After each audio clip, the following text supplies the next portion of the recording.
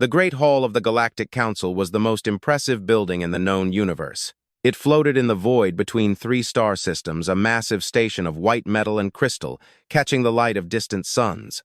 Inside, the hall could hold 10,000 beings from 100 different worlds. Today, however, there were only the 12 high arbiters of the council, their aides, and one human woman standing alone in the center of the floor. Ambassador Elena Vaskis was 53 years old. She had short, graying hair and deep lines around her eyes from long years of smiles and anxieties. She wore a simple blue uniform of the Earth Diplomatic Corps, devoid of medals or ornamentation. She had long since learned that the alien species of the Council did not respect human symbols of achievement. In truth, they barely respected humans at all. She stood on the dais, a circle of light amidst the dark floor. Above her, in a semicircle of rising chairs, the 12 high arbiters looked down upon her. Each represented a species that had ruled the galaxy for thousands of years before humans had even discovered fire. High Arbiter Kethron of the Valari sat in the central chair. He was tall and gaunt, with skin like polished silver and eyes glowing with a soft blue light. The Valari were the oldest species in the Council, and they never let anyone forget it. Kethron had been High Arbiter for 200 years. He had seen human ambassadors come and go, and he had rejected every one of their petitions. Today would be no exception. He was certain of it. Elena looked at the 12 faces watching her. Some showed open contempt, others boredom. A few displayed something like pity. None showed respect. She had been doing this for 20 years. 20 years of standing in the same place, making the same arguments, receiving the same answers. 20 years of hearing that humanity was not ready, that people were too young, too aggressive, too unpredictable, that they needed another century of observation, another century of probation. 300 years. That was how long humans had been part of the galactic community. And 300 years since the first Valari ship appeared in the sky above Earth and informed humanity that they were not alone in the universe. 300 years of being treated like children at the adults' table. Elena took a deep breath and began her prepared speech. "Honored arbiters," she said, her voice calm and clear. "I stand before you today to once again present the petition of humanity for full membership in the Galactic Council. As you know, humans have been classified as a probationary species since first contact. We have fulfilled every requirement placed upon us. We have maintained peace in our territories. We have contributed to the galactic economy. We have freely shared our technologies, as required by the law on probationary species." She paused, looking at each arbiter in turn. "We have done everything we were asked, and more. Our medical research has eliminated 17 diseases that once plagued the Council worlds. Our engineers developed the quantum relay network that allows for instantaneous communication across the galaxy. Our economists developed stabilization protocols that prevent the collapse of the galactic credit. Our scientists and agronomists created soil-enhancing microbes that feed 12 billion beings across 100 worlds." High Arbiter Kethron made a small gesture with his long silver fingers, the Valerian equivalent of a shrug. Elena continued, her voice firm. "We do not ask for special treatment. We ask only for what the Council Charter promises to all species: equal representation, equal rights, and equal respect. We ask to be judged by our actions, not by our age. We ask for a seat at this table, which we helped to build." She fell silent and waited. The silence stretched for a long moment. Then, High Arbiter Kethron leaned forward in his chair. His glowing blue eyes were fixed on Elena with an expression she had seen many times before. It was the look an adult might give a child who had asked a foolish question. "Ambassador Vaskis," he said. His voice was soft and musical, like all Valari, but it held no warmth. "We have heard this petition before. We have heard it every year for the last 50 years. The answer has not changed." He gestured to the hall around them. "Look at this place. It was built by the Boltari 120,000 years ago. When we built this hall, your species lived in caves and hunted animals with sharpened sticks. The Morvati were sailing wooden ships across their oceans. The Kethvari were only just learning to grow crops." He smiled, revealing small, perfectly white teeth. "We do not doubt that humanity has potential. You are intelligent beings. You learn quickly. You adapt. These are admirable qualities, but 300 years is nothing. It is a single breath in the life of a civilization. You are still learning. You are still growing. In all important respects, you are still children." Elena felt the familiar weight of disappointment settle in her chest, but she kept her face calm. She had learned how to do this very well. "With respect, High Arbiter," she said, "the Council Charter does not require a minimum age for full membership. It requires only that a species demonstrate peaceful governance, economic stability, and cultural development. Humanity has demonstrated all of this." "The Charter is a guide," Kethron said, waving a hand dismissively. "It is not a contract. The Council decides who is ready for membership, and the Council has decided that humanity is not ready. May I ask what more we must do to prove our worth?" Kethron's smile widened. "You must learn patience, Ambassador. That is what you must do. You must understand that the galaxy does not revolve around human desires. You must know your place." He leaned back, folding his silver fingers over his chest. "Humans are guests in this galaxy. Guests do not demand seats at the table. They wait until they are invited, and they are grateful for whatever they receive." The other arbiters nodded in agreement. Some were no longer paying attention. The Morvati arbiter was checking a message on a small device, and the Kethvari arbiter had closed his eyes, perhaps sleeping. Elena stood very still. She had heard these words before. She had heard them for 20 years. Every time she had argued, she had presented evidence. She had appealed to logic, justice, and the principles of the Charter. It never mattered. She remembered the message she had received that morning before coming to the council hall. It was from the president of the Human Confederation. It contained only one instruction: "If they refuse again, come home. We will choose another path." Elena had known this day might come. She had hoped it wouldn't. She had spent her entire career believing she could change their minds with words, that she could prove humanity's value through patience and persistence. She had been wrong. She looked at Kethron, at his smug silver face and glowing eyes that had seen the rise and fall of 1,000 species. She thought about how many times she had stood in this spot, asking for what should have been given freely, about how many times she had been told to wait, to be patient, to remember her place. "Very well," she said. Her voice sounded different now, quieter, calmer. The disappointment had left her chest, replaced by something that felt almost like relief. Kethron blinked. He had expected more arguments. "I beg your pardon?" he said. "I said, 'Very well,'" Elena repeated. "Now we understand our place." She smiled. It was a smile that reached her eye. "I will convey the Council's decision to my government," Elena said. "Thank you for your time and honesty. This has been most instructive." She made a deep, formal bow, reserved for final meetings.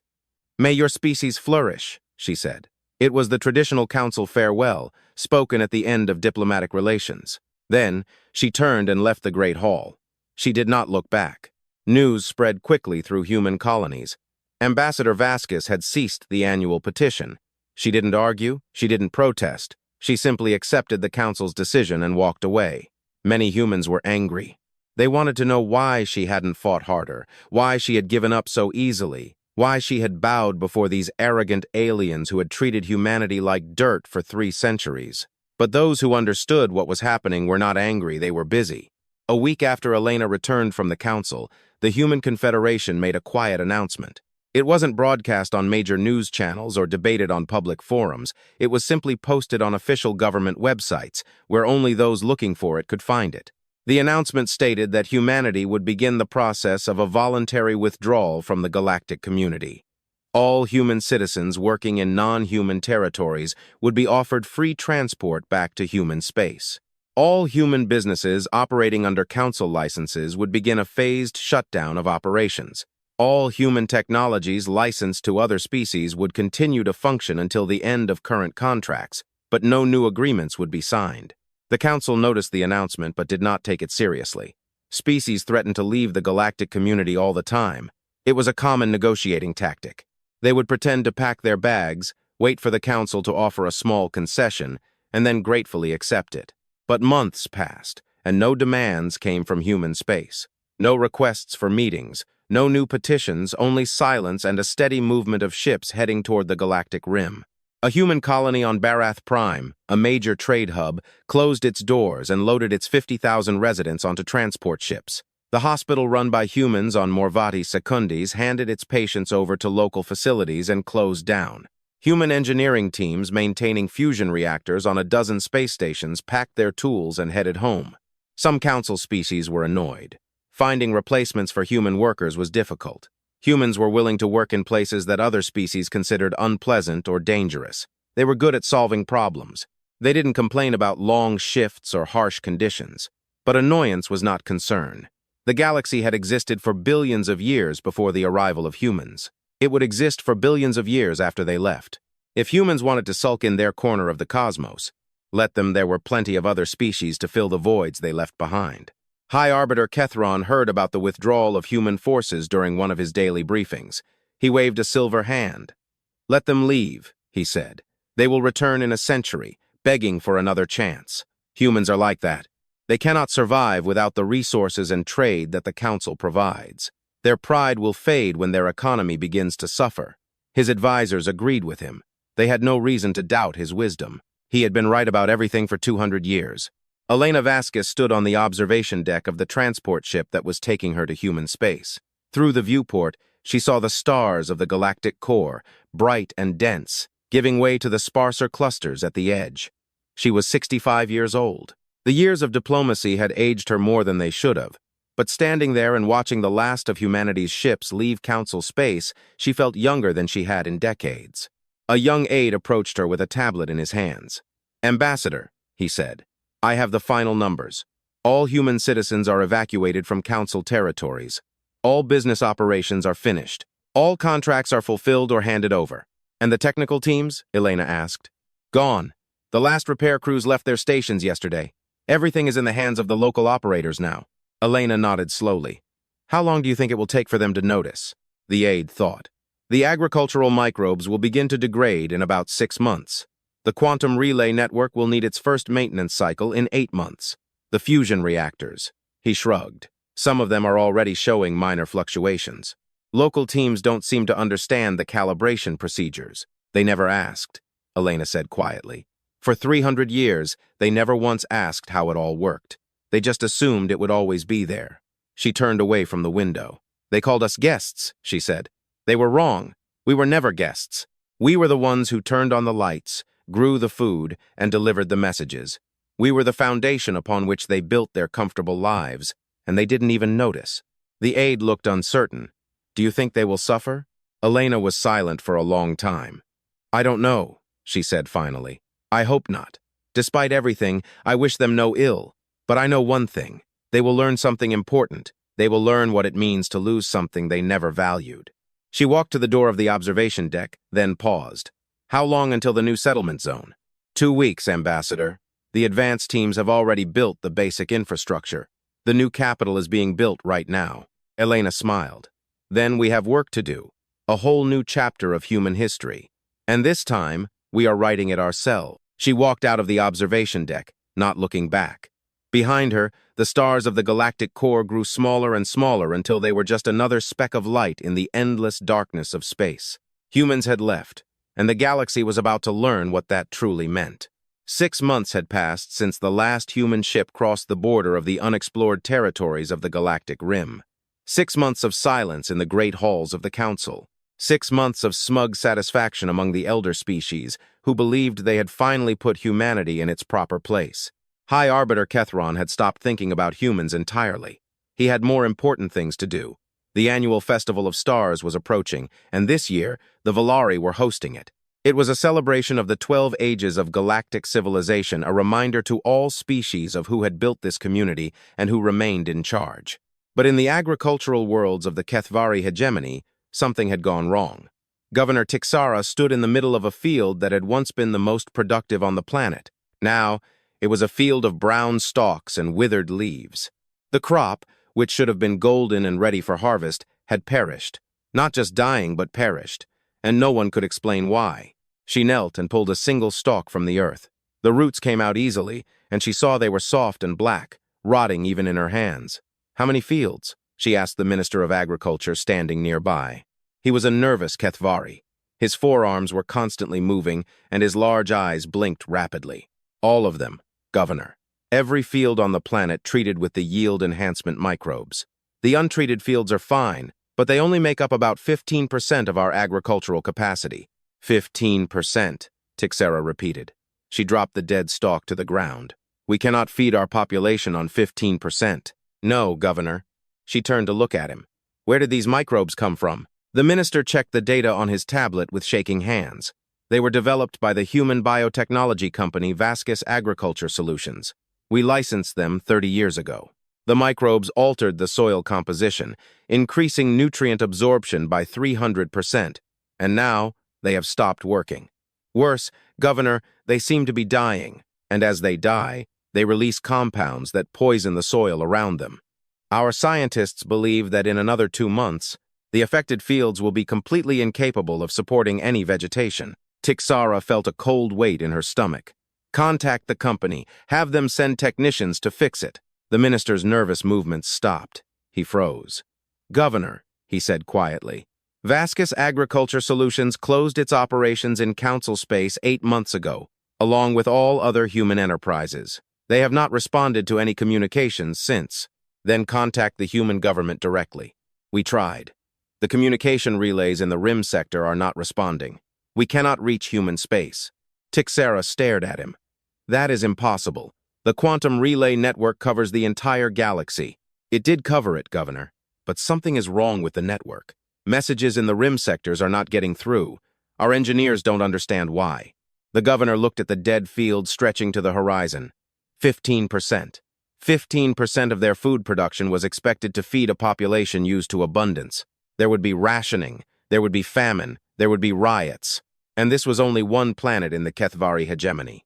2 weeks later, the High Council received a report that would never be made public. The quantum relay network, the base of galactic communication, was failing not all at once, without any obvious pattern, but nodes were shutting down one by one across the galaxy. Messages that should have arrived instantly took hours. Some didn't arrive at all. The network had been designed by humans. This fact had been largely forgotten. The Valari had paid for it, taken credit for it, and accepted praise from a grateful galaxy for this miracle of technology that allowed for instantaneous communication across millions of light years. But the actual designing, the actual building, the actual maintenance, all of it had been done by human technicians working under the supervision of the Valari. Now, the technicians were gone, and the engineers who remained did not understand how the network actually worked. This shouldn't be so difficult, said Chief Engineer Vilas, looking at the schematic.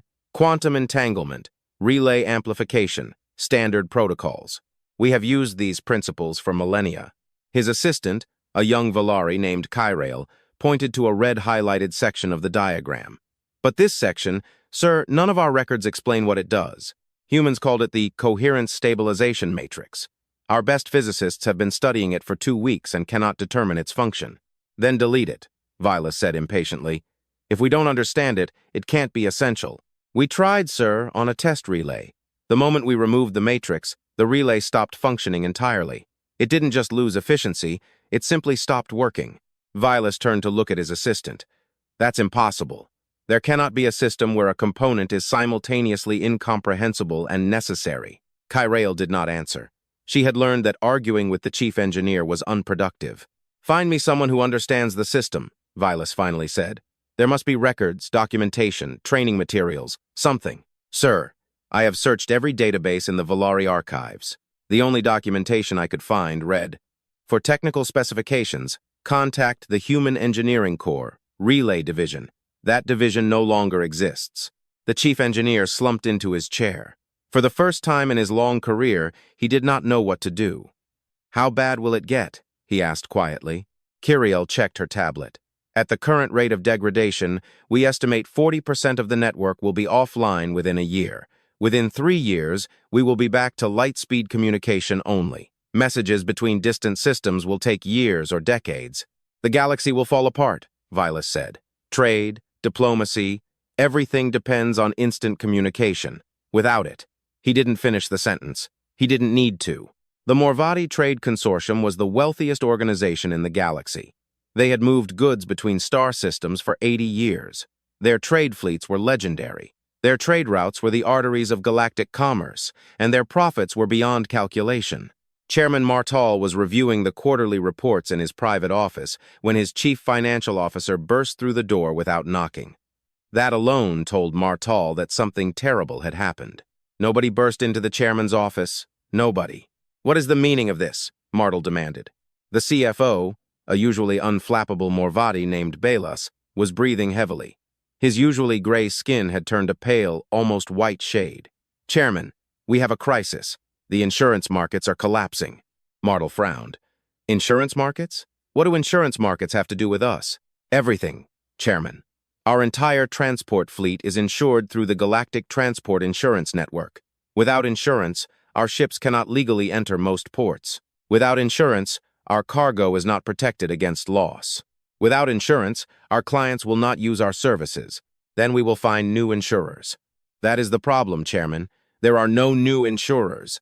The Galactic Transport Insurance Network was the only organization that provided full coverage for interstellar shipping, and 60% of that network was underwritten by human financial institutions. Martel felt the blood drain from his face. Humans? Yes, Chairman. When they withdrew from Council space, they also exited all financial agreements. The insurance network has been working on reserve funds for 6 months, but those reserves are now exhausted. As of this morning, the network has suspended all new policies and canceled all existing ones whose terms are up for renewal. How many of our ships are affected? The CFO looked at his tablet, though he clearly knew the answer. All of them, Chairman. Every vessel in our fleet. Martel stood and walked to the window of his office. From there, he saw the orbital shipyards, where hundreds of Morvati vessels were docked, loading and unloading cargo, preparing for journeys across the galaxy. What happens if they fly without insurance? He asked. Some ports will deny them access. Others will confiscate them. Clients will refuse to work with us because their goods won't be protected. And if anything goes wrong, if there is an accident or a pirate attack, we will bear the full costs ourselves. One major incident could bankrupt the entire consortium. Martel was silent for a long time. Contact the human financial institutions, he said finally. Offer them anything they want to restore the agreement. I tried, Chairman. We all tried. The humans are not responding to any messages. Their financial centers in the Rim sectors have gone dark, as if they simply vanished. The chairman turned away from the window. Then we will create our own insurance network. We have the resources, we have the experience. The CFO shook his head. It would take decades to build the infrastructure. Chairman, we would need actuarial data risk assessment, reserve funds, a legal framework. Humans spent a century building the Galactic Transport Insurance Network. We cannot replace it overnight. Then what do you propose? I have no proposal, Chairman. I have only a warning. If we cannot solve this problem quickly, the entire galactic shipping industry will collapse. And when shipping stops, everything stops. Martel sat back in his chair. He suddenly felt very old. Why did no one foresee this? He asked. Why did no one realize how dependent we had become on human systems? The CFO had no answer. No one did. 3 months later, on Kethvari Prime, the first food riots began. The grain shortage became acute. Rationing was introduced, but it wasn't enough. The population was used to abundance, and they didn't understand why this abundance had suddenly vanished. They didn't care about soil microbes, maintenance cycles, or the departure of human technicians. They knew only that they were hungry and that their government had failed them. The riots began in the capital and spread quickly to other settlements. Kethvari military forces were deployed to restore order, but their soldiers were hungry too. Some joined the rioters, others simply abandoned their posts. Governor Tixara was evacuated to an orbital station while violence engulfed her world. From orbit, she saw the fires burning in a dozen cities. She saw the chaos consuming her world. How did this happen? She asked, not to anyone in particular. We are one of the oldest civilizations in the galaxy. We have survived wars, plagues, and natural disasters. How could we be toppled by microbes in the soil? Her assistant, who had been with her since the beginning of the crisis, answered quietly. We didn't survive those things alone, Governor. We had help. We had the resources of the galactic community. We had trade, cooperation, and the exchange of knowledge. We still have those things. The assistant shook his head. Do we? The communication network is failing. Trade routes are closing. Every species is shutting itself off, trying to solve its own problems. The galactic community is falling apart. Tixara watched the burning planet below because humans had left, because they had never understood how much they needed them. We treated them like servants, like children, like guests. We never saw them as partners. We never asked them to teach us what they knew. We just used their labor and took it for granted. And now, we are paying the price. Yes, Governor. Now, we are paying the price. On a small station in Valari space, far from the centers of power, a young communications technician named Saravan worked alone in the middle of the night. She had spent weeks trying to fix a failing quantum relay. She had read every manual, every technical document, every piece of information she could find, but nothing worked. The relay continued to degrade, and she couldn't understand why. In desperation, she began searching through old archives for anything that might help. And buried in a forgotten database, she found something interesting. It was a video recording made 30 years ago. A human engineer was explaining the operation of the relay system to a group of trainees. The video was marked as supplemental material, non-mandatory. Saravan watched it from start to finish. Then, she watched it again and again. The human engineer was a woman with dark hair and a patient smile. She spoke simply, explaining complex concepts so that anyone could understand. She showed how the relay worked, not just what it did, but why. She explained the coherent stabilization matrix, which had baffled the Valari engineers for months. "It's not difficult," the woman in the video said. "It's just different from what you're used to. Human engineering works with systems, not just with components. Everything is connected to everything else. You can't understand one part without understanding the whole." Saravan paused the video. She looked at the frozen image of the smiling human woman addressing students who probably weren't even listening. "Why did no one listen to you?" she whispered. "Why did no one learn?" She knew the answer. Of course, no one listened because no one thought they needed to. The Valari were the oldest species in the galaxy. What could humans teach them? Everything. As it turned out, humans could teach them everything. Saravan turned back to her console. Using what she had learned from the video, she began to work on the relay again. And this time, for the first time in weeks, something began to make sense. It was a small victory, one relay on one station, in the middle of nowhere, but it was a start, if only it hadn't come so late. High Arbiter Kethron stood before the Galactic Council. His silver face did not betray the turmoil in his thoughts. Reports had been coming in for months. Crop failures, communication outages, transport failures, economic instability. Every species was struggling, and all were looking to the Council for answers. But the Council had no answers. "We must find the humans," said Arbiter Vitatos of the Morvati. "We must bring them back." "And how do you propose we do that?" Kethron asked coldly. "We cannot even contact them. Our ships cannot find their new settlements. They have retreated into parts of the galaxy we never bothered to explore. Then we must explore them. With what ships? The shipping industry is paralyzed. Our own fleets are struggling to maintain essential supply lines." Arbiter Tixiske of the Kethvari struck the table. "This is madness. 300 years. We kept them at arm's length, and now we cannot survive without them. How is this possible?" "It is possible," Kethron said quietly, "because we were not paying attention.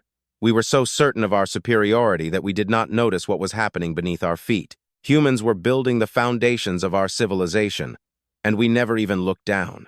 The hall fell silent. "What do we do now?" someone asked. Kethron had no answer. For the first time in his 200 years as High Arbiter, he had no answer at all. The galaxy was falling apart, and the humans, the quiet, patient, stubborn humans, were nowhere to be seen. They had left exactly as they said they would. And now, everyone else was learning what it meant to be alone. High Arbiter Kethron refused to hold a press conference. He refused to address the public. He refused to acknowledge in any official capacity that anything was wrong. The Valari had ruled the galaxy for 12 ages. They would not allow weakness now, not before other species, not before their own people, not before anyone. However, behind the closed doors of the council chamber, the panic was impossible to hide. "We must find them," Kethron said. His voice was strained with frustration. "We must send envoys to human space and demand the return of shared galactic resources." "What shared resources?" asked Arbiter Martel of the Morvati. "Everything the humans built, they built with their own hands and their own minds. We only licensed the results. We never owned any of it. Then we will demand that they fulfill their contracts." They did fulfill their contracts. Every last one. They fulfilled all obligations and then decided not to renew. It is their right under galactic law. Kethron slammed his fist on the table. It was an uncharacteristic show of emotion for a Valari, and it shocked the other arbiters into silence. "I will not accept this," he said. "I will not accept that a species barely out of infancy could bring the greatest civilizations of the galaxy to their knees. I will not accept that we are being defeated by humans whom we considered our inferiors." "No one is defeating us," said Arbiter Sarahan of the Stelmar. "Humans didn't attack us. They didn't sabotage our systems. They simply stopped helping us. The mistake is our own. We became dependent on humans whom we didn't respect, and now we are paying the price for our arrogance." Kethron turned his glowing blue eyes toward her. "You sound as if you admire them." "I am starting to," Sarahan admitted. "They spent 3 centuries being second-class citizens. They were taxed triple. Their patents were taken from them. Their requests for equality were rejected again and again, and through it all, they kept working. They kept building. They kept making things better for everyone, even for people who looked down on them. And now, they have abandoned us. No, now they have simply stopped doing our work for us. That is not the same thing." The hall fell silent again. Outside, the stars burned cold and indifferent, as they always did. A Valerian diplomatic ship arrived at the border of human-controlled space 3 weeks later. It was the finest ship in the Valari fleet, a massive cruiser designed to impress and intimidate. Its hull shone with silver light, and its engines left trails of blue fire in the dark. Ambassador Vilkrot stood on the bridge, staring at the empty space ahead. According to all available records, there should have been a human colony called New Haven here, with a population of 10 million. But the sensors showed nothing. No ships, no stations, no settlements, nothing but rock and radiation. "They moved," the ship's captain said, stating the obvious. "They packed everything up and moved." "To where?"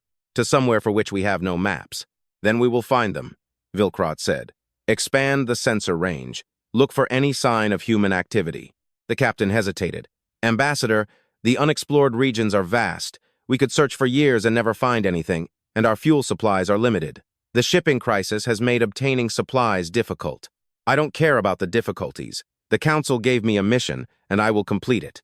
They searched for 2 months. They followed faint energy signatures and radiation trails. They jumped from system to system, looking for any sign of a species that had apparently vanished from the galaxy. They found nothing.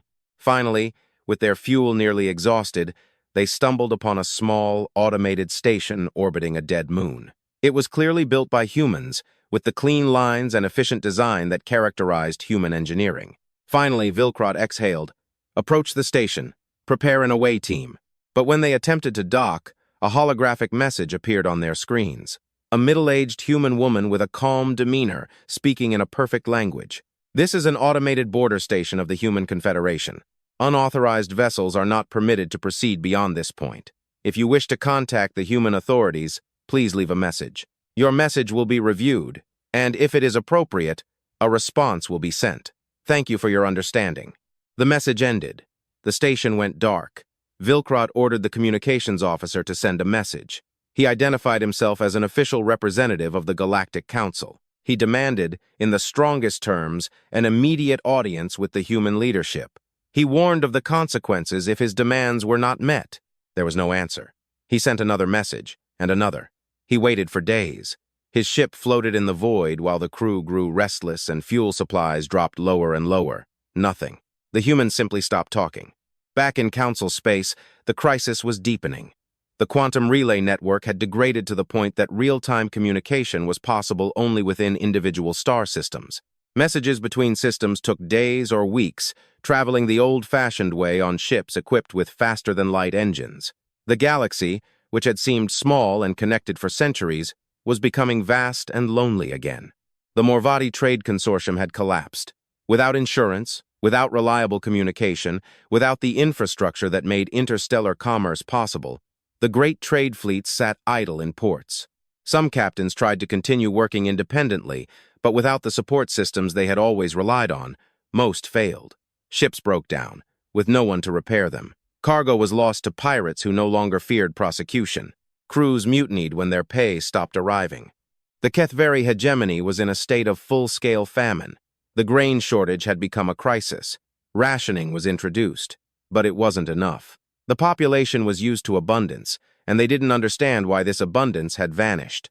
Their government fell twice in the past year, and the current administration was only holding on through military force. And then the plague began. It started at a medical research station in Stelmar space. The station was studying a new viral strain, using containment protocols developed by human biohazard specialists. When the human specialists left, the local staff continued the research, confident they understood the parameters. They did not. The virus broke out of containment. Within days, it had spread to the entire population of the station. Within weeks, it reached 3 neighboring colonies. Within months, it was burning through the Stelmar Confederation like fire through dry grass. The virus was not typically fatal to the Stelmar, but the treatment protocols, like so much else, had been developed by human medical researchers. Without access to these researchers, without the ability to communicate quickly with medical experts across the galaxy, the Stelmar fought blindly. They lost. 200 million Stelmar died in the first year of the epidemic. Another 100 million died in the second year, as the virus mutated into new forms that the crumbling medical infrastructure could not track. By the third year, the Stelmar Confederation had effectively ceased to exist. The survivors retreated into isolated colonies, ending all contact with the outside world in a desperate attempt to stop the spread. The Galactic Council held an emergency session. For the first time in its history, one of the chairs in the Great Hall was empty. The Valari tried to use force. It was Kethron's idea. He was tired of sending diplomats who were ignored and messages that were never answered. The humans had humiliated the Council, and they needed to be taught a lesson even if that lesson had to be delivered with weapons. A battle fleet was assembled. 50 warships, the best the Valari had, with enough firepower to destroy a dozen worlds. They were sent to the Rim region where the automated station had been found, with orders to proceed into human space and secure vital resources. No one asked what these vital resources were or how they would be secured. No one wanted to think too deeply about what they were actually doing. The fleet jumped into the Rim system and found nothing. The automated station had disappeared, moved, destroyed, or simply switched off. The space ahead was empty. Admiral Kethval ordered the ships to move on. They jumped again, deeper into unexplored territory. And again, and again. They found abandoned colonies, cities that had been meticulously dismantled, stripped of anything useful, and left to rust. Orbital stations with empty docks and quiet corridors. Agricultural worlds where the crops had been harvested and the fields abandoned. Humans hadn't just retreated, they had erased themselves. Every trace of their presence, every sign of their civilization, had been methodically removed. They knew we would come, the Admiral's second-in-command said. Standing on the bridge of the flagship as they surveyed yet another empty planet, they knew we would try to take what they had built. So they took it with them. That is impossible, Admiral Kivell said. You cannot move an entire civilization. You cannot pack up billions of people and disappear into the void. And yet they did. There is nothing here, Admiral. Nothing for us to take. Nothing to threaten. Nothing to attack. The Admiral stared at the empty planet below. He was prepared for a battle. He was prepared for negotiations. He was even prepared for a surrender. He was not prepared for this. There was no enemy to fight. There was no one to talk to. There was only silence, vast and absolute, stretching in every direction. "Take us home," he said finally. "There is nothing here for us." The fleet returned to Council space with nothing. Kethron was furious, but he could do nothing. You cannot wage war against humans who have refused to exist. The crisis continued to deepen. Power systems failed on stations built on human fusion cores. Water purification systems broke down on worlds that relied on human-designed environmental systems. Production capacities halted when automated systems designed by human programmers stopped receiving maintenance updates. One by one, the pillars that supported galactic civilization began to crack. The Morvati worlds plunged into chaos as economic collapse spread beyond the shipping industry. Banks went bankrupt. Currencies became worthless. The complex system of trade and finance that had made the Morvati wealthy became a trap that destroyed them. The Kethvari Civil War began when the military government attempted to seize food supplies from provinces that were still producing them. The provinces fought back. Other provinces joined in. Within months, the hegemony had fragmented into a dozen warring states, each fighting for survival. The Valari, despite their age and wisdom, fared little better. Their civilization had become fragile over the centuries, dependent on a system of technologies they no longer understood. When those systems began to fail, they had no way to adapt. Young Valari, who knew nothing but comfort and abundance, did not know how to survive in a galaxy that no longer provided everything they needed. High Arbiter Kethron watched as his world collapsed around him. He had ruled for 200 years, leading the galaxy through challenges that seemed insurmountable at the time. But this challenge was different. This challenge was not an enemy to be defeated or a problem to be solved. This challenge was the absence of the humans he had never valued, doing the work he had never noticed, building the things he had never appreciated. He had called humans guests. He had told them they did not deserve a seat at the table. He had believed with absolute certainty that the galaxy would be better off without them. He had been wrong. The realization came to him slowly over months of watching everything he had built crumble. It came in the form of reports from failing colonies on dying worlds. It came on the faces of his advisors who no longer had any advice. It came in the silence of the quantum relay network, which had once connected 100 billion beings across 1 million worlds. He had been wrong about the humans, wrong about their value, wrong about their place in the galaxy, wrong about everything. But the knowledge had come too late. The damage was done, and the humans were gone, vanished into the unexplored regions of space beyond the reach of apologies, pleas, or threats. Kethron stood alone in the great hall of the council, looking up at the empty chairs where his colleagues, the arbiters, had once sat. Some had died, some had fled, some had simply stopped coming, too overwhelmed by crises in their own territories to devote time to galactic governance. "We did this to ourselves," he said to the empty room. "We pushed them away. We treated them like dirt, and now we are learning what dirt tastes like." His voice echoed in the vast space, left without an answer. Outside, the stars continued to burn as they always did. But the galaxy, which had seemed so eternal, so unchanging, was falling apart, and there was no one left to fix it. Humans had left quietly, and the consequences of that quiet departure were louder than any war. The assassination of High Arbiter Kethron came as no surprise to anyone who had been paying attention. The surprise was how long it had taken. He was killed in his private quarters by 3 of his own advisors. They used a traditional Valerian ritual blade, the kind that was supposed to be used only for ritual purposes. It was a symbol, they said later, a way to show that the old order was being cut away. The advisors did not try to escape. They quietly waited for the arrival of security forces and then surrendered without resistance. When asked why they had done it, they gave the same answer. Kethron destroyed the galaxy with his arrogance, and he had to pay the price. News spread slowly, hampered by the failing communication network. But it spread, and when it reached other species, the reaction was not outrage or horror. It was a quiet acknowledgement. "Yes," they said, "he deserved it. He brought this upon us all." The Galactic Council did not survive the death of Kethron. It had been dying for years since the humans had left. But his assassination was the final blow. The remaining arbiters could not agree on a successor. They could not agree on anything. Everyone blamed others for the disaster that had befallen their worlds. The final official session of the council ended in a shouting match. Arbiter Martal of the Morvati accused the Valari of using their position for self-enrichment at the expense of other species. The Valari representative, a young diplomat who had replaced Kethron, accused the Morvati of the collapse of the galactic economy due to incompetent management. The Kethvari representative did not say a word at all. He simply stood, walked out of the hall, and never returned. The Great Hall, which had witnessed 120,000 years of galactic history, fell into silence. The lights dimmed as energy was redirected to more essential systems. The crystal walls, which had once sparkled with the light of 3 suns, became dark and cold. An era had ended. On a small, rocky moon on the edge of what had once been Morvati space, a ship landed. It was not a warship, not a cargo carrier, and not a diplomatic cruiser. It was a simple transport vessel, barely large enough to hold 12 passengers and their supplies. The moon had no official name. It was just a number in a catalog, one of millions of barren rocks that no one had ever bothered to claim. But someone had built something here, a small structure, half buried in the gray dust, with lights faintly glowing through tiny windows.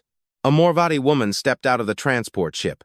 Her name was Velzara, and she had once been a junior trade negotiator for the consortium.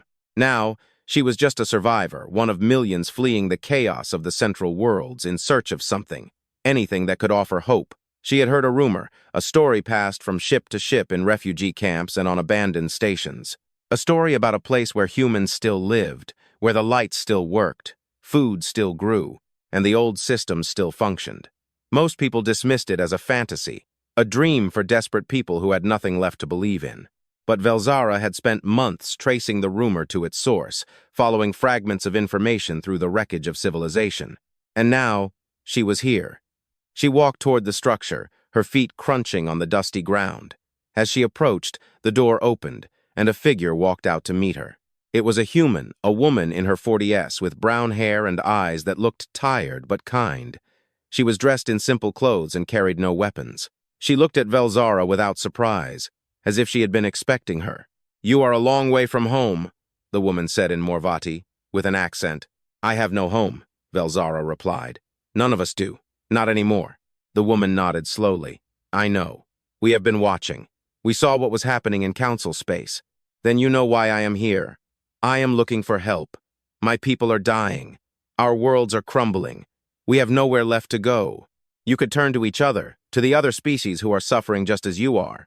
Velzara laughed, but there was no humor in it. "We tried. We are too busy blaming each other, too busy fighting over the scraps that remain. We don't know how to work together. We never knew how. We always relied on." She stopped, unable to finish the sentence.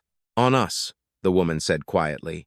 "You relied on us to do the hard work, solve the problems, keep everything running while you took the credit." "Yes." Velzara's voice was barely a whisper. "Yes, we relied, and we were wrong. We were stupid, arrogant, and wrong." She fell to her knees in the dust. It was an uncalculated gesture, simply because her legs could no longer hold her. "Please," she said. "I am not asking for my government or the pride of my people.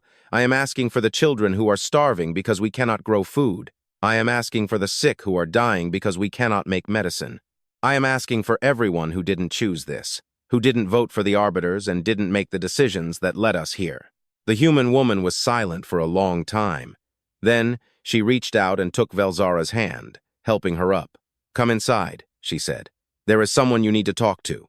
Inside the structure, there was more than it appeared from the outside. It went deep into the rock of the moon, a complex of tunnels and halls that hummed with quiet activity. Velzara saw humans working at consoles, tending to equipment, moving with the quiet efficiency she remembered from before the Exodus. The woman led her through the corridors to a central hall. It was a simple room with a table, chairs, and screens on the walls displaying data Velzara could not interpret. Sitting at the table was another human, older than the first, with gray hair and deep lines on her face. Velzara recognized her immediately. "Ambassador Vaskis," she exhaled. Elena Vaskis, former ambassador to the Galactic Council, now president of the Human Confederation, looked up from the documents she had been reading. Her eyes met Velzara's, and for a moment neither spoke. "Please sit," Elena finally said. "You have come a long way." Velzara sat, her hands trembling. "I remember you," Elena said. "You were in the council hall once, many years ago, a young trade delegate studying the proceedings. You were one of the few who actually looked at me when I spoke. Most of them didn't bother." "I remember too," Velzara said. "I remember thinking you looked tired, that you had made the same speech many times before. I did it for 20 years. I stood in that hall and asked for the same things: equal treatment, fair consideration, a chance to prove our worth. And for 20 years, I was told to wait, to be patient, to remember my place. And now you are here," Velzara said, "safe and hidden, while the rest of the galaxy burns." "Yes." Elena did not shy away from the accusation. "We are here. We are safe. We are not burning. That is justice. That is what you wanted." Elena was silent for a long time. When she spoke again, her voice was soft. "I never wanted this. None of us did. We wanted to be part of the galactic community. We wanted to contribute, to help, to make things better for everyone. We were proud of the work we did, the technologies we created, the systems we built.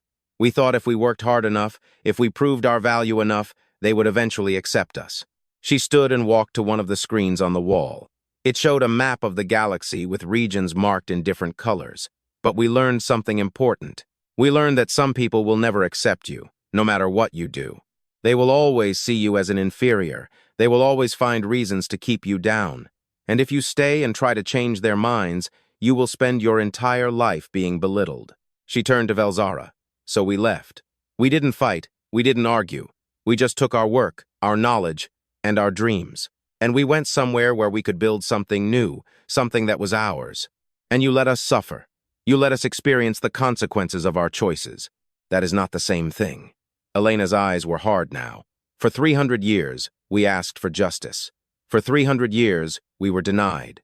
When we left, we owed the council nothing. We fulfilled every obligation. We fulfilled every contract. We left clean, having nothing but what we had earned. But you knew what would happen. You knew we couldn't survive without you. Yes, we knew. And we hoped, desperately hoped, that the crisis would force you to change your minds, that you would reach out to each other, that you would learn to solve your own problems instead of depending on species you despise to solve them for you. We didn't learn. No, you didn't. Velzara felt tears on her face. She didn't know when she had started crying. So now what? She asked. You watch us die. You wait until we all vanish. And then you appear to inherit an empty galaxy. Elena Vaskis returned to the table and sat opposite Velzara. She reached out and took the Morvati woman's hand. No, she said, that is not who we are. We are not cruel. We don't want revenge. We never did. Then what do you want? We want what we always wanted. To be partners, to work together as equals, to build something that brings benefits to everyone, not just to the species that were born first or accumulated the most power. She squeezed Velzara's hand. We will help those who ask, but not as masters and servants, not as superiors and inferiors. If you come to us as equals, recognizing your mistakes and striving to do better, we will accept you. We will share what we have. We will help you recover. And if not, then we will continue to live our own lives in our own corner of the galaxy, and we will be sad for what could have been. But we will not force ourselves on people who don't want us. We learned that lesson long ago. Velzara looked at their joined hands, a human and a Morvati, two species that had barely spoken to each other for centuries. The council called you guests, she said. Yes, they were wrong. Yes, they were wrong. I am sorry. The words came out broken, barely linked.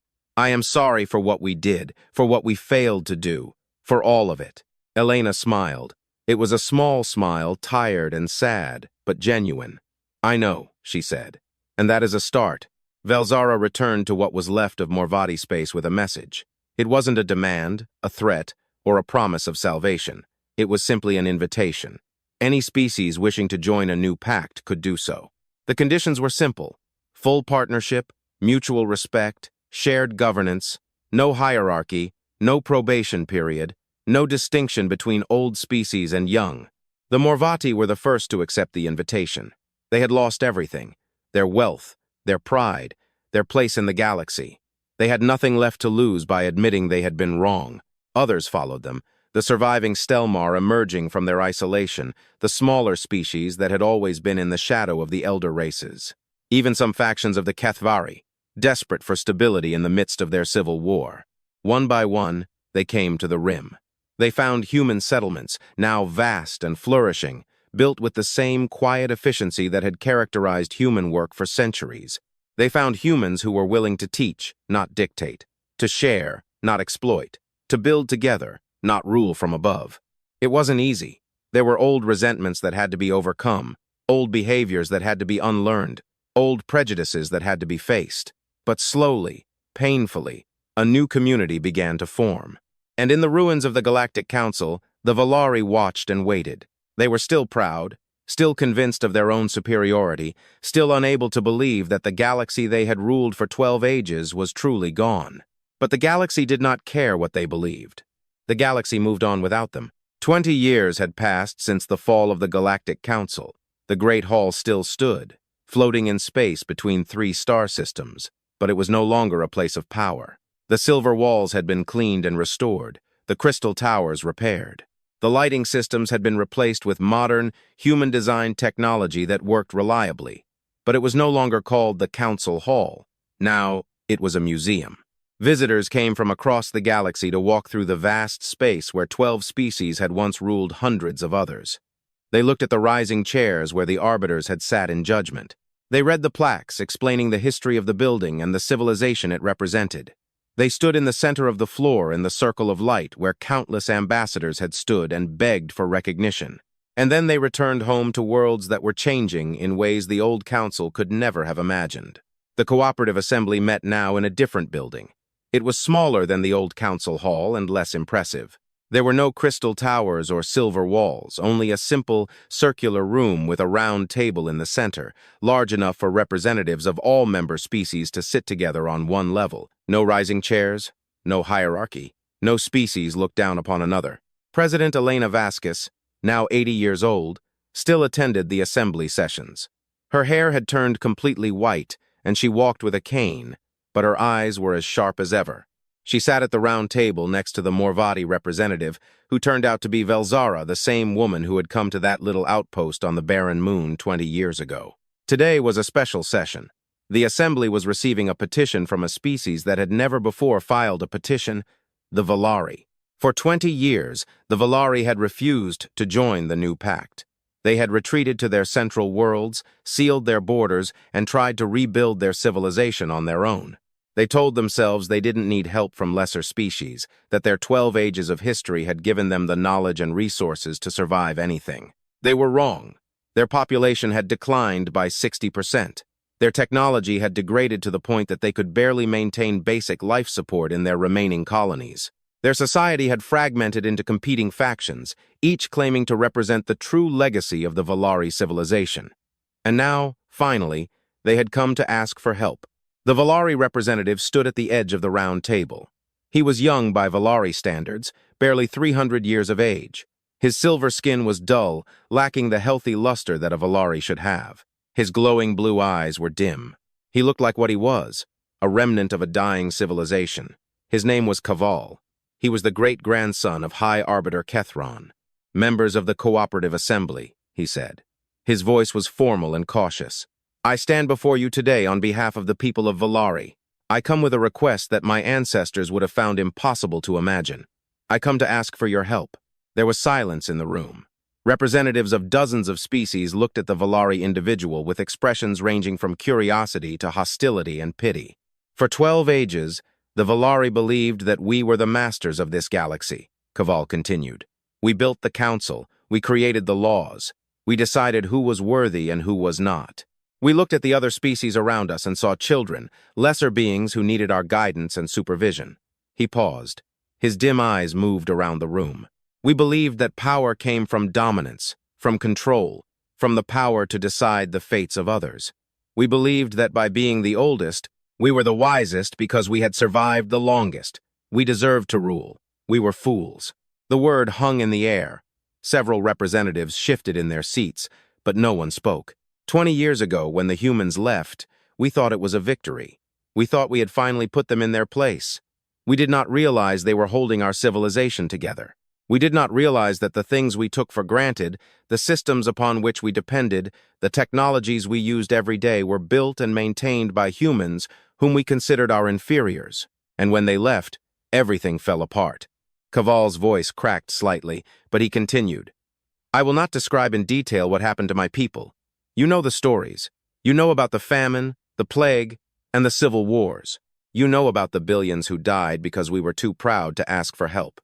You know about the children who will never be born because my species is dying." He looked directly at Elena Vaskis. "My great-grandfather stood in the old council hall and told your ambassador that humans were guests, that guests do not demand seats at the table, that you needed to know your place. He was wrong. He was catastrophically, unforgivably wrong, and my people paid for his arrogance with their future." He bowed his head. "I am not here to demand anything. I am not here to remind you of past agreements or appeal to old treaties. I am here to ask, as humbly as I can, for a chance to join your community, to learn what we should have learned a century ago, to become partners instead of rulers." He raised his head again. "I do not expect forgiveness. I do not expect kindness. I expect only what we have earned, which is nothing. But I ask anyway, because my people are dying, and I do not know what else to do." The hall remained silent for a long moment after he finished speaking. Then, Elena Vaskis stood. It took a moment, leaning on her cane, but she rose to her full height and looked at the young Valari across the table. 20 years ago, she said, I told a Morvati woman that we would help those who came to us as equals, recognizing their mistakes, striving to do better. She walked slowly around the table. Her cane tapped the floor with every step. You recognized your mistakes more honestly and fully than I ever expected to hear from a Valari. That took courage. That took humility. Those are qualities your ancestors did not possess. She stopped in front of Kaval. But recognition is not enough. Anyone can say they are sorry when they are in despair. The question is, do you truly understand what went wrong? Not just what happened, but why it happened. Not just that you made mistakes, but what those mistakes were. Kaval met her gaze. We considered ourselves the masters of this galaxy. We believed that power came from dominance, and we were wrong. He paused, choosing his words. Power does not come from standing over others. It comes from standing beside them. It comes from the connections you build with people who are different from you. It comes from a willingness to give without expecting to receive. Humanity taught us this not through conquest, not through war, simply by leaving, showing us what it was like to live without the people we considered less than ourselves. Elena nodded slowly. "You are beginning to understand," she said. "That is good. But understanding is only the first step. The real work comes after. The work of changing how you think, how you act, how you treat the beings around you. Are you ready to do that work?" "Yes." "Even when it is difficult? Even when your instincts tell you that you are superior, that you know better, that you deserve more?" "Yes." "Even when other species do not trust us, when they remember what our ancestors did and judge us by their actions." Kaval's voice was firm. "Yes, we will earn their trust. No matter how long it takes, no matter what it requires, we will do the work." Elena studied his face for a long moment. Then, she smiled. It was a warm smile that reached her tired eyes. "The measure of a species is not how it treats those below it," she said, "but whether it believes anyone is below it at all." She turned to the other members of the Assembly. "I move to accept the Valari petition for membership in the Cooperative Assembly. They have recognized their mistakes. They have committed to change. They ask to join us not as rulers, but as partners. That is all any of us can ask of each other." The vote was not unanimous. Some representatives still held a grudge. Some species had suffered too much to forgive easily. But the majority voted in favor, and the proposal passed. Kaval of the Valari took his place at the round table. For the first time in 20 years, all 12 species of the former council were represented in one room, but they did not sit in rising chairs, looking down on others. They sat at a round table, equal to everyone else. Elena Vaskis returned to her own seat. Her joints ached from walking, but her heart was lighter than it had been in years. "Welcome to the Assembly," she said. "Let us build something better. Together." After the session ended, Elena walked slowly through the corridors of the Assembly building. She passed windows that overlooked the stars, now more accessible than ever, thanks to the technologies that humans and their partners had developed over the last 2 decades. The galaxy was healing. The quantum relay network had been rebuilt, better and more reliably than before. Trade routes had been restored. Famine and plague had been brought under control. Species that had been dying were growing again. It wasn't perfect. There were still conflicts, still disagreements, still old wounds that had not fully healed. But it was better. The movement was in the right direction. Velzara found her in a quiet corner of the building, looking out at the distant stars. "You did a good thing today," the Morvati woman said. "I did what needed to be done." Some of the other representatives were not happy. They wanted the Valari to suffer more, to be punished for what they did. Elena sighed. "I understand that impulse. I felt it myself for many years. Anger, the desire for revenge, the satisfaction of watching those who hurt you finally experience the consequences of their actions. But revenge builds nothing. It only destroys. And we have had enough destruction." She turned to Velzara. "You know what I learned in all my years as a diplomat? I learned that the most powerful thing you can do is not to harm your enemies. It is to make them realize, truly realize, that they were wrong. Not because you forced them to admit it, not because you punished them until they surrendered, but because they saw the truth for themselves. That is what happened today." Kaval understood, truly understood, what his ancestors did wrong. Not because we forced him to suffer, but because he saw the results of their arrogance and recognized them for what they were. Velzara nodded slowly. "And you think that understanding will last? You think the Valari will truly change?" "I don't know. Humans are complex. Species are even more complex. But I know that change is possible. I have seen it happen. I have seen enemies become friends.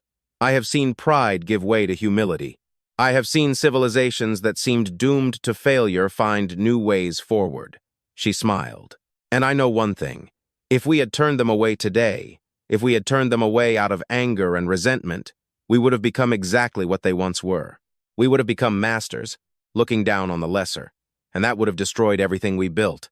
Velzara was silent for a moment. Then she said, "You never fired a single shot. In all of this, in everything that happened, humanity never fired a single shot. You never attacked anyone. You never destroyed anything.